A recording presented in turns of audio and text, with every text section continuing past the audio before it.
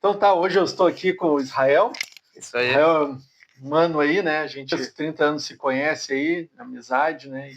E também professamos a mesma fé. Israel, então me diz uma coisa. O Israel é mais um investidor aí. É um investidor um pouquinho diferente, né? Eu sou mais buy hold ali, mais ações, fundos imobiliários. E o Israel é 100% cripto. Criptomaníaco. Criptomaníaco. Ou, como alguns dizem, suicida financeiro. Suicida financeiro. Mas é só na brincadeira, né? Sim. Israel, então, o Israel, para quem não conhece, pessoal, o Israel é formado em administração. Isso. Também é formado em teologia, né? E quais outros cursos aí que você tem? Na verdade, da área de formação como tu comentou, administração, pós-graduação em gestão empresarial, né? Fiz também técnico logística, ligado à área da administração.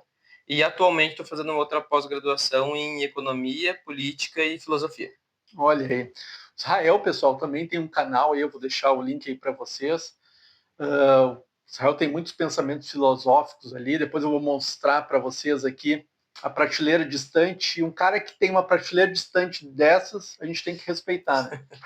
E até ele trouxe aqui alguns livros para indicar, né? Para nós aqui, uns livros aqui para a gente ficar mais informado, certo? Rael, qual é o primeiro livro aí que você tem para mostrar para nós aí?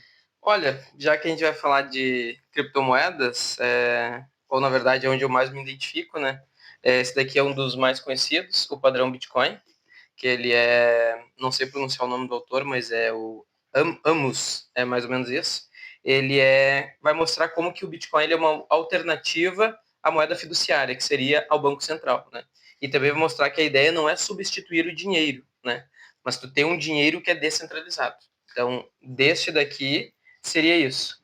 Um segundo livro seria um dos mais importantes para quem está migrando para a questão de investimento e economia.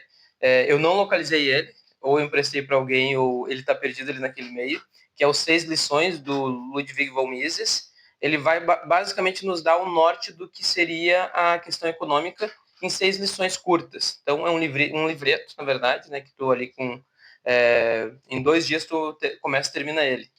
E o terceiro livro, que talvez foi o que mais me impactou, é o Anatomia do Estado, do Murray Rothbard, que ele vai mostrar como que o Estado ele se configurou como ele é e de que maneira esse autor ele é o mesmo do que o governo fez com o nosso dinheiro. Então ele vai nos mostrar como que ao longo das eras, seja dos séculos, na verdade, o governo ele foi se agigantando e assumindo aquele papel que era dos indivíduos, que é o papel de controlar o dinheiro.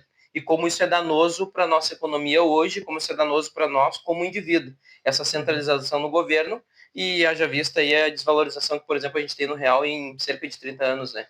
Mais de 90% desvalorizado nesse pequeno período de tempo. Sim, então, mais sim. ou menos isso. Sim, você mesmo que está em casa, você sabe que você vai com R$100 hoje, né? E até pouco tempo atrás, R$100, pouco tempo atrás não, mas alguns anos atrás era um salário mínimo. Hoje você vai com R$100 e sai com 2 sacolas do mercado, né? Então a gente vê todos os dias a desvalorização, né, do nosso dinheiro. Israel, me diz uma coisa sobre investimento, tá? Tu investe em alguma coisa em ações, fundos imobiliários ou é 100% criptomoeda? Realmente é 100% cripto, né? Mas tu já investiu em ações? Já investi. Eu comecei investindo em ações.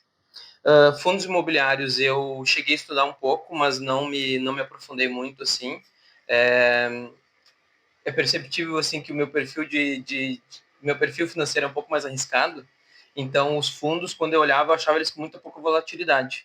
Isso não me atraía muito porque eu estava em busca de valorizar capital, né? Então potencializar o investimento. Exatamente. Então o fundo eu olhava ele mais como uma espécie de proteção. Hoje eu já continuando estudando um pouco, já vejo que não é tão simples assim como eu achava naquela época, né?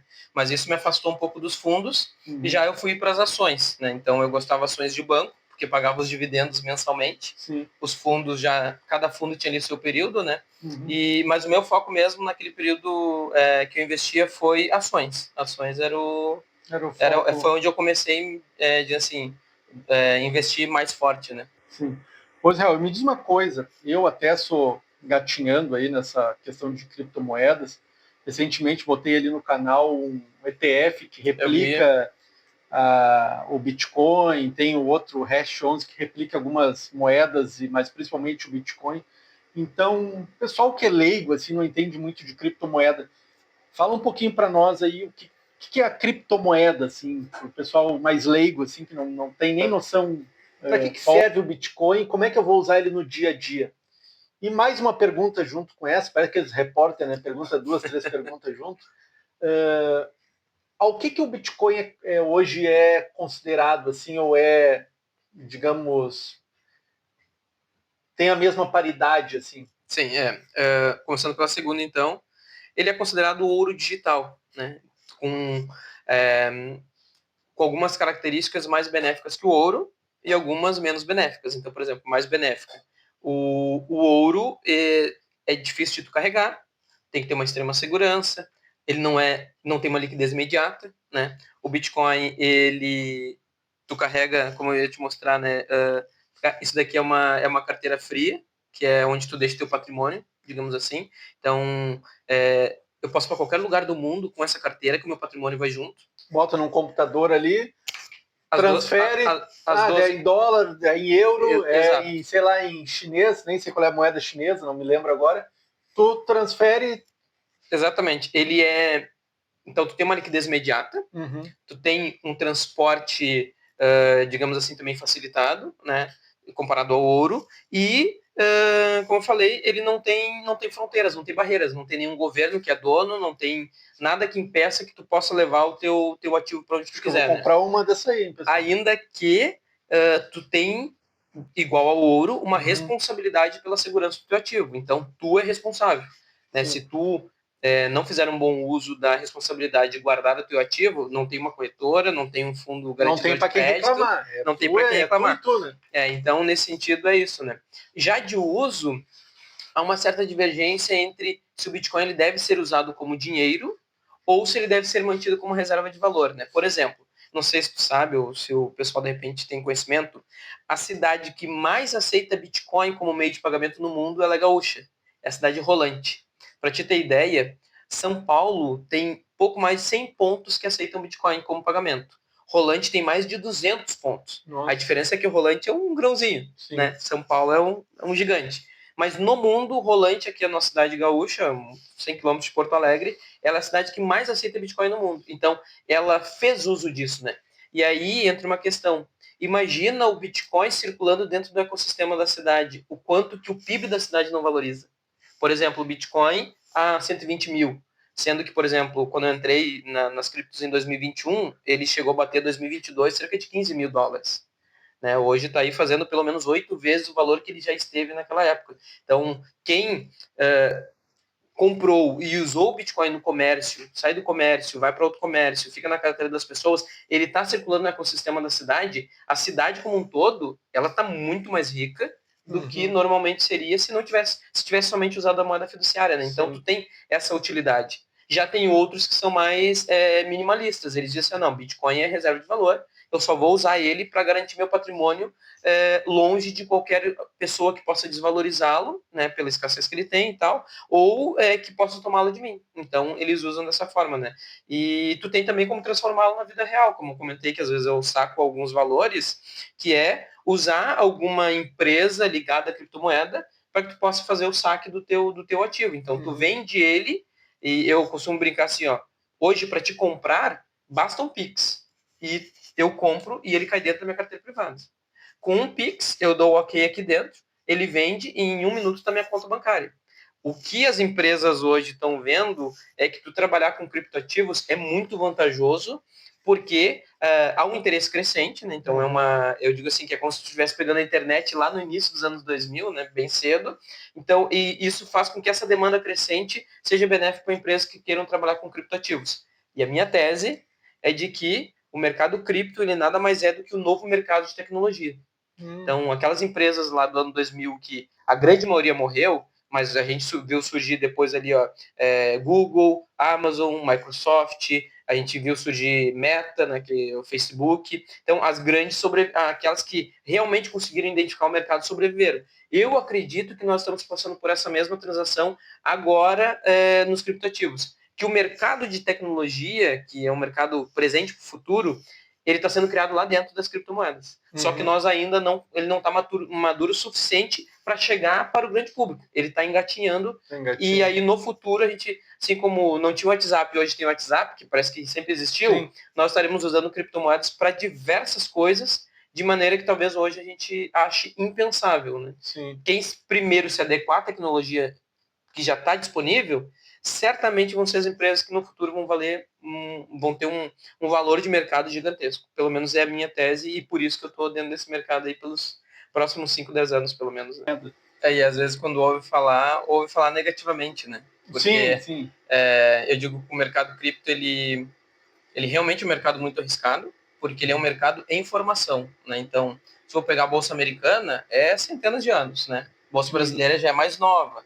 Agora, o mercado cripto, ele tem aí cerca de 17, 18 anos. Então, por mais que a criptografia, que deu origem ao mercado cripto, ela é mais antiga, desde a década de 80, os criptoativos, como nós temos hoje, eles são mais recentes. Então, a ideia, na verdade, é de um ativo digital irreplicável, né? Qual é a questão? O que se chegou para formar o mercado cripto hoje? E eu vejo que é onde está o valor intrínseco do Bitcoin, que é a tecnologia que ele criou. Ele criou uma tecnologia que permite que um ativo digital não seja replicável. Ou seja, ele tem, vamos usar esse exemplo, ele tem um número de série que é só dele. Então, se eu tiro uma foto... Como se fosse um chassi de um carro. Exatamente, exatamente. Aquilo, ele é irreplicável, né? Então, por exemplo, se eu tiro uma foto, eu posso mandar para ti, tu manda para outro, que manda para outro, e não tem mais controle sobre qual é o ativo originário ou quantas cópias existem, né? Então, no caso, a tecnologia que o Bitcoin ele criou, que é a blockchain, ela permite com que tu identifique esse ativo e não permita que ele seja usado 2 vezes. Então, ele tem essa posse única, que se eu mandar para você, agora você é o dono dele, não é mais eu. E o sistema de contrato inteligente, ele faz com que isso aconteça de pessoa para pessoa, sem um terceiro envolvido, que seria o banco, né, uma corretora, ou alguma outra forma. Então, o contrato inteligente permite, com segurança, que eu envie um ativo para você, um ativo valioso, que ele não pode ser replicado e que esse contrato também age de tal forma que ele garante a segurança de nós dois, que tu vai receber o ativo e que eu vou receber o dinheiro que tu está me dando pelo ativo. Então, basicamente, assim, resumidamente, a tecnologia que criou isso, a tecnologia do Bitcoin, que então se replicou para outras moedas, né? Claro que tem uma série de variáveis, então, assim, de forma simples, mais ou menos seria isso. E Israel, me diz uma coisa, até interessante tu dizer sobre essa questão de compra e venda. Eu, por exemplo, eu quero comprar um Bitcoin diretamente de ti. Um Bitcoin eu não tenho condição de comprar nem meio, né, pessoal? Nem eu, por enquanto. Mas se eu quisesse comprar um Bitcoin teu direto, eu precisava envolver uma corretora ou posso fazer diretamente isso? Por exemplo, tu está na China e eu estou aqui no Brasil. Ou outro país, ou outro estado. Como é que a gente faria daí? Sim. É possível porque a tecnologia dele foi criada para isso, né? Assim, na verdade, ter Bitcoin em corretora não é o modelo ideal pelo qual ele foi criado. Ele foi criado para ser P2P, de pessoa para pessoa. Então, ter ele em posse da corretora, tu está assumindo um risco pelo qual a tecnologia disse, eu fui criada para ser ao contrário. Então, por quê? Ele permite que eu envie para você. Eu exemplifico assim, ó, que o mercado de criptoativos, ele trabalha com piscina de liquidez, né? Então, imagina que tem uma piscina, ela tem uma entrada e uma saída. Então, dentro dela tem Bitcoin, tem dólar. Quando eu pego os meus reais, eu vou... em dólar, mas vou exemplificar em reais, tá? Eu vou botar o meu valor ali dentro e vou tirar uma quantidade X de Bitcoin. Ele se valorizou. Eu tenho a mesma quantidade. Só que agora eu vou devolver para a piscina e vou tirar mais reais do que eu coloquei. Sim. Então, a valorização dele se dá através disso. Sim. Tu tem a mesma compra quantidade. E venda. Isso. Aí o que acontece? Em vez de vender ou comprar, eu quero enviar. Tu tem uma carteira privada, eu tenho uma carteira privada, nós vamos fazer essa negociação, o contrato inteligente que vai garantir que o dinheiro saiu o Bitcoin saiu da minha carteira e foi para ti, e que o teu dinheiro saiu e veio para mim. Enquanto essas duas coisas não ocorrerem simultaneamente e de forma autônoma, digamos assim, o contrato inteligente ele vai fazer isso, a transação não vai ser efetivada, né? Como eu falei, tem outras variáveis envolvidas, que é como que eu vou saber que esse contrato inteligente ele realmente vai ser fiel e que essa transação vai acontecer. Aí se chama que entra a função dos tão conhecidos mineradores de Bitcoin, que são aquelas pessoas que têm uma tecnologia, essa tecnologia eles deixam à disposição da rede e eles são recompensados por isso. De que forma? Então, por exemplo, no mínimo para uma transação ser validada, tu precisa de que 4 mineradores, ou seja, vamos usar assim, 4 computadores ao redor do planeta, eles tenham que identificar essa transação e os 4, sem se conhecerem, sem saberem quem são, onde estão, esses 4, pode ser até inclusive empresas que hoje mineram Bitcoin, eles vão dizer assim, ó, essa transação realmente é verdadeira, essa é verdadeira, essa é verdadeira, essa é verdadeira. Quando esses 4, eles confirmam... 4 cartórios assinando ali. Exato, bom exemplo. Quando esses 4 confirmam, eles estão ali, então, dizendo que, na verdade, foi feita a transação correta. Se um deles identificar que há um risco de fraude, que há uma fraude, a transação não acontece. Aí tu não perde o teu dinheiro e eu não perco meu Bitcoin, né? Mas vamos supor que a transação é correta, eles vão validar isso. Óbvio que tem uma taxa para isso, e essa taxa vai recompensá-los. Então, eles estão dando uma capacidade computacional e eles têm que ser financeiramente recompensados por isso. Uma recompensa que seja suficiente para o gasto deles e que obtenham um lucro. Só que pensa, isso que eu estou dizendo, esses 4 ao redor do planeta, ela é uma tecnologia hoje tão forte em energia que, na verdade, acontece em milésimos de segundos. Né? Ali até vai demorar mais tempo o nosso navegador, os nossos dados móveis atualizar do que literalmente a transação ocorrer. Então, e é o que dá hoje a segurança para o Bitcoin. Né? Então, enquanto o pessoal até comenta às vezes assim, né? Tá, mas e se acabar a internet? Se acabar a internet, não faz Pix, não acessa o banco, não acessa corretora, não acessa nada. Então, a internet não é o problema. Por quê? Enquanto um computador no mundo estiver validando, as transações vão continuar ocorrendo. Então, por exemplo, a China proibiu de transacionar ou minerar Bitcoin. Automaticamente, a rede ela se estabiliza porque, como alguns saem, se torna mais vantajoso. Outras partes do mundo começam a ter mais gente minerando Bitcoin. E aí ela vai se equilibrando, sempre dando a capacidade necessária, né?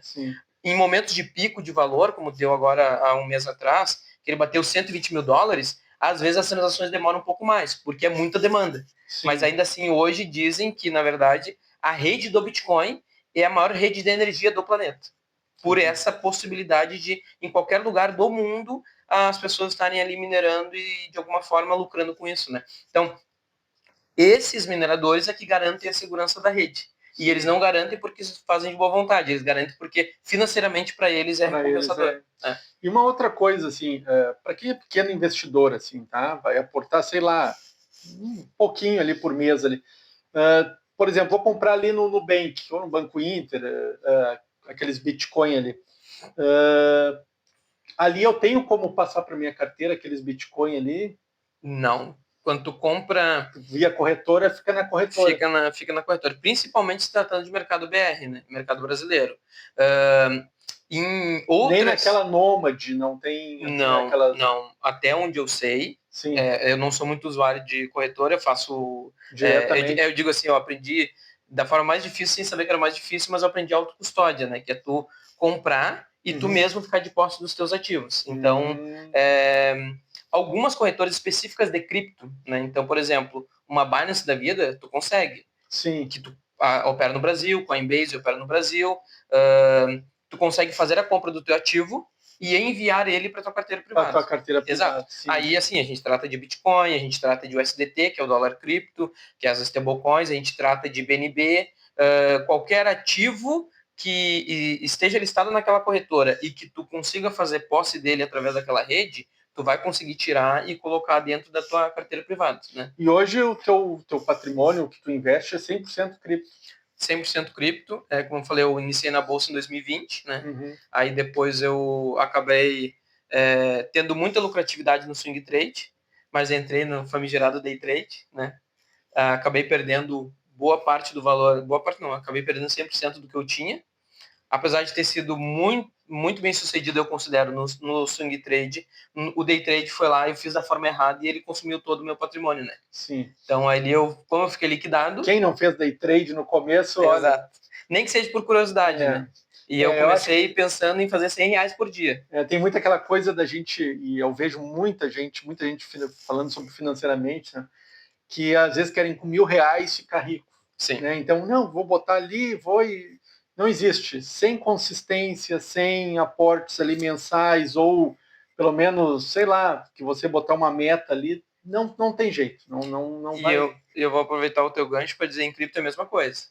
A grande parte das pessoas que entra e perde dinheiro ou acabam, se não perdendo tudo, entrando no prejuízo, é porque elas entram com essa mesma mentalidade, que eu quero botar pouco e quero ganhar muito. Aí eu sempre respondo assim, tu tem duas coisas. Primeiro, tu tá assumindo um risco. Por que tu vai Sim, botar 100 e vai ganhar 1.000? Né? Ou seja, tu não tá pensando só na lucratividade, tu pensa na lucratividade, mas na verdade tu não tá entendendo o risco para que tu possa ganhar esses 1.000. Né? É sim, possível, mas o mais provável é que tu perca o 100, que sim. tu perca tudo. Sim, ainda mais no mercado de baixa, né? E acontece nas ações, acontece no fundo imobiliário e acontece no mundo cripto. Tem a Sim, sim, parte sim. mercado de baixa. Acredito que as criptomoedas têm mais volatilidade, né? Tem mais ali, quando às vezes eu sei que às vezes a gente olha ali nos últimos 2, 3 anos que eu comecei a acompanhar esse mercado cripto, do nada cai 20, 30%, daqui a pouco sobe 50, 100%. É Então tem o, essa. a volatilidade, ela é assim, o Bitcoin é o rei do mercado. Sim, Então, se ele dispara 2%, algumas vão disparar 10, 15. Dependendo do tamanho dela, ou seja, o tamanho da capitalização de mercado dela, 20%, 50%. Né? Então, ele guia muito isso. Então, tu tem dentro do mercado cripto o Bitcoin, sim. e tudo que não é Bitcoin é altcoin. Né? Então, todos que estão abaixo do Bitcoin. Ethereum, Solano, Essas daí ainda são as grandes XRP. do mercado. Sim, Então, elas estão dentro das altcoins mais conhecidas, né, que sim, é por ordem ali de Bitcoin para baixo, né? Então, tu sim, vem depois Ethereum, depois o SDT, que é o dólar, tem atualmente o XRP, que deu uma disparada gigante aí em poucas semanas, e tu tem aquelas outras que são podemos chamar de microcoins, que são aquelas que têm tipo 100 mil dólares de capitalização de mercado, o que o mercado cripto que é global, que é a grande diferença, né? Bolsa brasileira é Brasil, né? Bolsa americana é americana. sim. Então, cripto é global. Enquanto a gente está conversando aqui, tu pode O abrir mercado ali está 24 e horas, né? ele pode estar explodindo para cima ou para baixo, né? Em questão de Sim, minutos. E quando ele faz esses movimentos mais bruscos, às vezes algumas microcoins, que são essas de menor capitalização, elas dobram de valor no mesmo dia. Né? Eu já tive em ativo que dobrou de valor no mesmo dia, e já tive ativo que desvalorizou 50% num dia, sim, né? Então, a volatilidade ela é bem forte quanto a isso. Ainda que ela é boa para te dar oportunidade, mas tu também, quando tu já está dentro do ativo, tem que buscar um ativo que ele diminua a volatilidade para ti não entrar num prejuízo extremo de uma hora para outra, né? Então, sim. ela tem os dois lados da moeda. Né? E Israel, para nós finalizar aqui sobre a tua estratégia de investimento, tá? Nesse agora, semanas atrás, deu um mercado de alta, né, das criptomoedas, Bitcoin batendo 120 mil, 121 mil, e aí acredito que todas as outras também subiram, inclusive as altcoins, enfim. Isso. Como é que tu faz? Tu vende uma parte, bota ali numa renda fixa, esperando dar uma queda e recompra? Como é que tu faz? Como é que é a tua estratégia? Ou tu só compra, compra, compra e não? É, eu basicamente só compro. Tem muito pouco que eu realizo algum lucro, de que eu uso o termo trazer para a vida real, né? Sim, Às vezes sim, né? Então, por exemplo, esse mês teve muita alta, foi um mês que eu saquei, mês passado eu tinha sacado um pouco também, uhum, mas a minha ideia estar posicionado. Eu tenho uma certa dificuldade em não estar posicionado. Por exemplo, fiz uma venda e o dinheiro está ali parado esperando uma nova oportunidade. Né? Eu, particularmente, tenho essa dificuldade, ainda que seria mais correto. Então, por exemplo, eu uso algumas métricas no ativo que eu estou. Né? Uma das principais delas é o RSI, que é um indicador, o MACD, que é outro indicador, que inclusive tem na bolsa também, nas ações, para poder medir ali quando ela já está numa alta, que é aquela alta de exaustão. sim. Sabe? O pessoal já está no extremo lucro. Por exemplo, topo histórico de qualquer ativo. E tu olha gráfico daí para isso? Isso, eu analiso o gráfico Uhum, e normalmente eu me posiciono por longo prazo em projetos que ele tem uma ligação com a vida real. uhum. Que o dinheiro que vai entrar naquele ativo cripto, ele é de algum serviço ou produto que uma empresa faz e parte da taxa ou do lucro vai para dentro daquele ativo. Então, ele tem um lastro, digamos assim, né? Pelo menos eu me sinto um pouco mais tranquilo buscando para tu não ter o risco de cair numa espécie de pirâmide. Não é que é um golpe, mas se tu não sabe dizer de onde que vem o recurso, de onde que vem o dinheiro, é um grande risco de ser uma pirâmide, né? Então, eu normalmente mantenho bem posicionado por longo período, e nas máximas históricas é onde eu dou uma tirada, o pé do acelerador. Por quê? Quando um ativo está no topo histórico, 100% das pessoas estão no lucro. Então, é maior probabilidade é que vai se realizar o lucro, né? Sim, vai então, ter por uma exemplo, correção, né? Eu já tive ativos que eu saí, vamos dizer, na crista da onda, no ponto máximo da exaustão, assim, da alta. E já teve ativos que eu permaneci e eu vi ele derreter basicamente 80%. Ainda assim, eu fiquei no lucro. Mas ele derreteu 80%. Eu poderia ter executado um lucro maior, segurado o dinheiro, esperar ele cair esses 80 e, tipo assim, dobrar minha posição sem botar dinheiro, né? Então, só que mesmo as vendas que eu faço, normalmente é para recomprar mais. E só trago para a vida real quando o lucro ele é muito alto. Aí vale a pena tu trazer e usufruir, porque também vai te sentir um pouquinho do gostinho, né? Mas a minha meta, sim, é 2030. Mais 5 anos eu continuar aportando, acho que é o que eu preciso para estar com um patrimônio mais substancial e aí sim começar a trazer para renda fixa, deixar ele mais guardadinho para garantir esse patrimônio que vem do lucro, né? Sim, até é interessante isso, porque às vezes o pessoal, negócio de investir, tu vai investir até quando? Cara, eu gosto, né, de investir, acho que tu também tem a mesma visão assim, mas a gente não espera ficar milionário. A gente só quer ter uma vida mais tranquila, uma velhice mais tranquila, porque a gente sabe o que os nossos pais já passaram, né? E a gente tem aí visto o que está acontecendo aí com previdência, né? Então a gente fica inseguro e quer só ter uma velhice tranquila, né? Então ninguém espera ficar multimilionário. Bom, se ficar, melhor ainda, né? Mas que venha, né? Que venha, né? Mas é só uma questão de segurança financeira mesmo.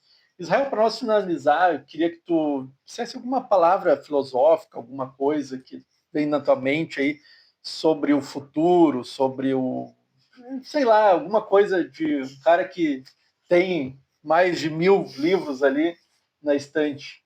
Sim. Bom, particularmente da estante, grande parte é teologia, né? Então, como tu comentou aí, a gente professa mesmo a fé cristã e desde os 14 anos que eu tenho me voltado para os livros, né? Aí a minha parte filosófica que eu brinco que eu converso com os mortos todos os dias. E são os livros que eu tenho ali, né? Então, eles me trazem muita sabedoria.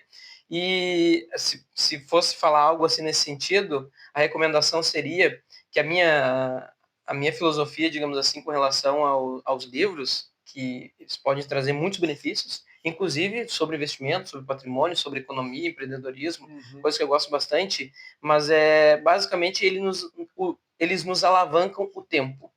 Pega, por exemplo, um especialista como um Warren Buffett, décadas de vida no mercado financeiro, experiência tras experiência, mercados, passou por variados tipos de mercado.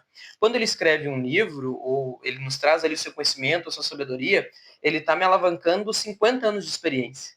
Então, eu digo, isso é uma alavancagem de tempo para mim, porque eu não vou precisar perder o dinheiro da mesma forma, digamos assim, né? Eu não vou precisar gastar os 50 anos, que eu não vou ter os 50 anos para gastar que ele gastou da vida dele. Então, quando tu pega um conhecimento de um especialista, ele está te dando 10, 20 anos compensado ali em 300 páginas. Que eu vou me dedicar em ler, compreender, ver o que aquilo faz sentido para mim, o que aquilo faz sentido para minha vida de uma forma mais abrangente, e aí isso eu tenho um ganho muito grande. Por isso que eu me dedico tanto à questão dos livros. É a maneira como eu vejo de ganhar o tempo que eu não tenho. Né? Todos nós temos aí uma vida corrida e limitada também, então quando eu tenho acesso ao conhecimento de uma pessoa, é basicamente como se eu abrisse a cabeça dela e entendesse o que estava ali dentro. E os livros são a maneira pela qual eu consigo essa alavancagem de tempo para atingir os nossos objetivos, né? Seja uma vida espiritual mais sadia, mais profunda, uma vida financeira, né? Uma vida de relacionamentos, de profissão. Em todos os contextos, acredito que os livros nos ajudam dessa forma. Eles te dão aquilo que tu demoraria décadas para adquirir. Então tá. Hoje eu tive aqui conversando com o Israel, né? Mais um papo de investidor, curta, compartilhe aí, não deixe de se inscrever no canal, certo, pessoal? Somos seguidores e desejo sucesso. Isso aí.